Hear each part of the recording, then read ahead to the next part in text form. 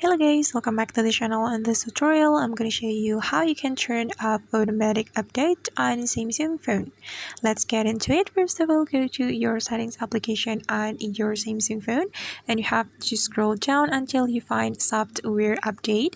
So this is the software update settings. So you have to tap on it, and after that, if you want to turn off the automatic update for software, you just need to click on the circle button, and I'm going to show you how you can turn off the auto update system. So you can go back to the previous section, then you can click on developer option right here. But if you haven't activated this developer option on your Samsung phone, you have to activate it first, and I'm going to put the link of the tutorial video to activate this developer options on my description box. Okay, and now let's just click on this developer option setting. Then if you want to turn off the auto update system, you can simply click on this toggle button.